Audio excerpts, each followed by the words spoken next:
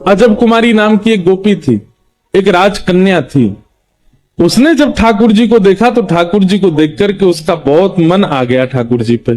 ठाकुर जी के आगे चौसर का खेल खेलती थी, ठाकुर जी को चौसर खिलाती थी, लेकिन वो इतनी निपुण थी चौसर खेलने में कि उससे कोई जीत नहीं सकता था। तो वो क्या करती थी, ठाकुर जी के मंदिर में बीच अंगना में बैठ के चौसर खोल के, और एक चाल तो अपनी चलती और दूसरी चाल ठाकुर जी के लिए चलती थी, ठाकुर जी के साथ खेलती थी।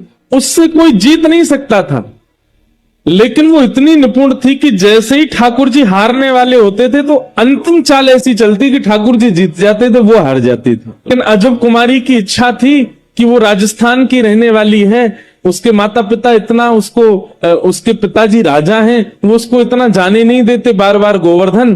तो ठाकुर जी से प्रार्थना करती थी कि आप मेरे यहां चलो। लेकिन ठाकुर जी कैसे जाएं? तब एक दिन उसने चौसर का खेल खेला और आज वो ये सोच करके बैठी कि आज मैं ठाकुर जी को हरा ही दूंगी। सब मंदिर के वैष्णव जन खड़े होकर के देखते थे और सब कहते थे, बोले लाल जी जीतेंगे, ये तो हारेगी।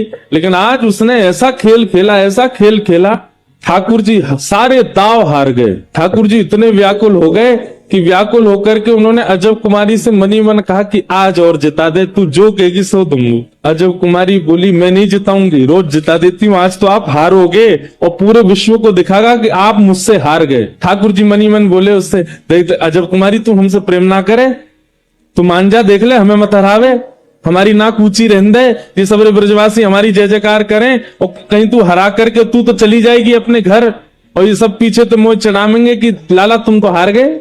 अजब कुमारी बोली, चाहे जो हो, आज तो आप हारोगे। ठाकुर जी बोली, तू जो कहेगी सो करूंगा, लेकिन तुम वो जिता दे।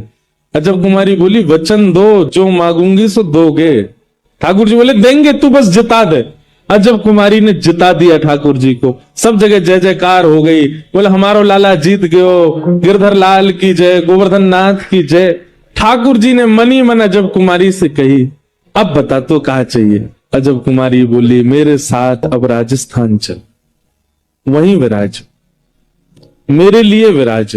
ठाकुर जी स्तब्ध हो गए, बोले मैं अपने प्राण से प्यारे ब्रज को छोड़ के कैसे जाऊं, इसी कलिकाल की घटना है। अजब कुमारी बोली, मोए ना पता, आपने मुझ को वचन दियो है, अब चलो। अजब कुमारी के लिए हमारे श्री गोवर्धन नाथ, जो कि श्री गिरिराज जी में प्रकट हुए, वे नाथ द्वारा विराज गए, मेवाड़ चले गए और वहीं विराजमान।